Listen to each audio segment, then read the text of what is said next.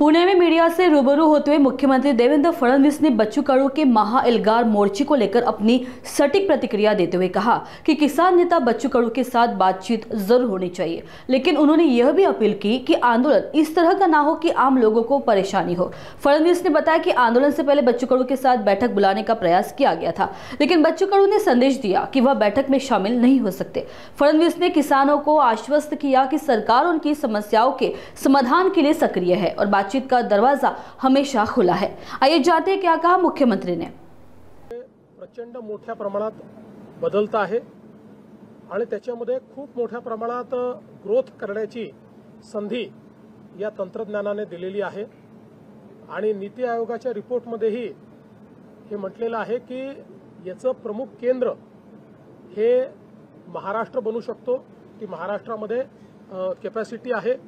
पुण्याचा विशेष उल्लेख मॅन्युफॅक्चरिंगचं हब म्हणून या ठिकाणी केलाय आणि बिटवीन मुंबई आणि पुणे हा जो सगळा आपला कॉरिडॉर आहे याच्यामध्ये आपल्याला ॲडव्हान्स मॅन्युफॅक्चरिंगच्या संदर्भात कशा प्रकारे आपलं हब तयार करता येईल आणि कशा प्रकारे एफिशियन्सी वाढवता येईल, मोठ्या प्रमाणात रोजगाराची निर्मिती करता येईल, व्हॅल्यूज तयार करता येतील, अशा प्रकारचा संपूर्ण हे मिशन त्या ठिकाणी मांडलेलं आहे। आम्ही देखील त्यांना सांगितलं की हे जे काही नॅशनल मिशन आता तयार झालेलं आहे याला अनुरूप एक स्टेट मिशन आम्ही तयार करू, ज्याच्यामध्ये अर्थातच पुणे हे आमचं एक महत्त्वाचं सेंटर असेल की ज्या ठिकाणी आम्ही ॲडव्हान्स मॅन्युफॅक्चरिंगचा जो काही विचार आहे तो या ठिकाणी करू।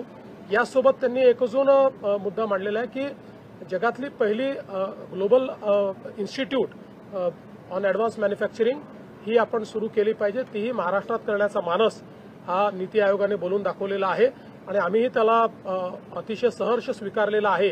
त्यामुळे पुढच्या काळामध्ये आपल्याकडे मोठ्या प्रमाणात या ज्या फ्रंटियर टेक्नॉलॉजीज आहेत त्या फ्रंटियर टेक्नॉलॉजीजचा वापर करून आपलं मॅन्युफॅक्चरिंग रिव्होल्युशनाइज करायचं, आपल्या मॅन्युफॅक्चरिंगमध्ये एक मोठी क्रांती आणायची आणि त्यातनं विशेषतः MSMEचं जे आपलं एक संपूर्ण क्लस्टर आहे त्याच्यातली एफिशियन्सी वाढवून मोठ्या प्रमाणात रोजगाराची निर्मिती आणि त्यातनं ग्लोबल सप्लाय चेनचा भाग होणं, अशा सर्व गोष्टी करण्याच्या संदर्भात आज हा रिपोर्ट या ठिकाणी आम्ही प्रकाशित केला आहे।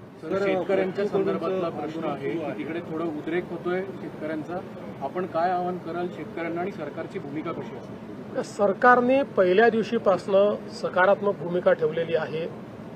आंदोलनाच्या आधी देखील आम्ही बैठक बोलवली होती, आपण चर्चा करून यातनं ज्या गोष्टी शक्य आहेत त्या करू अशा प्रकारे आम्ही सांगितलं होतं।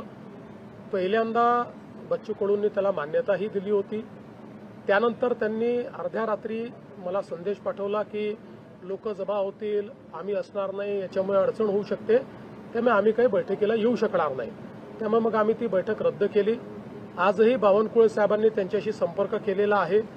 शेवटी त्यांनी इतके वेगवेगळे प्रश्न मांडलेले आहेत, ते प्रश्न असे नुसते आंदोलनाच्या माध्यमातून त्या ठिकाणी सोडवू शकू अशी परिस्थिती नाही आहे। त्याच्यावर चर्चा करून त्याचा रोडमॅप तयार करावा लागेल, त्यामुळे त्यांना चर्चेचं निमंत्रण देखील आम्ही दिलेलं आहे। आणि यासोबत आता काल आपण बघितलं असेल तर खूप मोठ्या प्रमाणात लोकांनाही त्रास झालेला आहे। रस्ते अडवल्यामुळे पेशंट्सचं खूप मोठी ओरड आपल्याला पाहायला मिळाली। अनेक लोकांनी सोशल मीडियात पोस्ट केलेलं आहे की कशा प्रकारे त्यांच्या पेशंट्सला वगैरे त्या ठिकाणी त्रास झालेला आहे। त्यामुळे माझं आव्हान आहे की त्यांनी चर्चा करावी, अशा प्रकारचं डिस्ट्रप्शन करू नये, लोकांना त्रास होईल अशा प्रकारच्या गोष्टी त्या ठिकाणी करू नये। मग अनेक वेळा अशा आंदोलनांमध्ये काही हौसे नवसे गवसे असेही शिरतात, म्हणजे तिथे जेन्युइन लोक देखील आहेत, मी काही तसं म्हणत नाही, पण हा पण धोका असतो की अनेक लोक शिरून, अनेक प्रवृत्ती शिरून त्या ठिकाणी काही ना काही हिंसक वळण त्याला कसं लाभेल असेही प्रयत्न करत असतात। त्यामुळे त्यापासूनही सावध राहण्याची आवश्यकता आहे आणि कुठल्याही परिस्थितीत हे रेल रोको आणि बाकी गोष्टी या मात्र करणं योग्य नाही, त्या करू दिल्या जाणारही नाहीत। त्यामुळे आमचं स्पष्ट आव्हान आहे, शेतकऱ्यांच्या प्रश्नावर आम्ही सकारात्मक आहोत। या सरकारने 32,000 कोटी रुपयाचं पॅकेज दिलंय, पैसे आज शेतकऱ्यांच्या खात्यामध्ये आम्ही देतो आहोत। त्यामुळे सगळ्या प्रकारच्या चर्चेची सरकारची तयारी आहे, चर्चा करावी आणि त्यातनं मार्ग काढावा। सरकारने अतिशय स्पष्ट भूमिका त्याच्यात मांडली आहे, आम्ही त्याची कमिटी पण तयार केलेली आहे।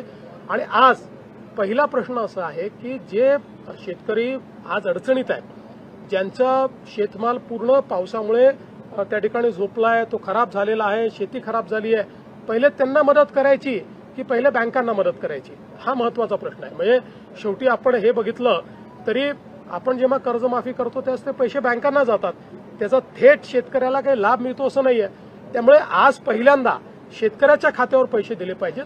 नंतर आम्ही कधीच कर्जमाफी करणार नाही अशी भूमिका घेतलीच नाहीये. त्या संदर्भात म्हणूनच म्हटलं योग्य वेळी आम्ही त्या संदर्भातल्या जे काही निर्णय करू.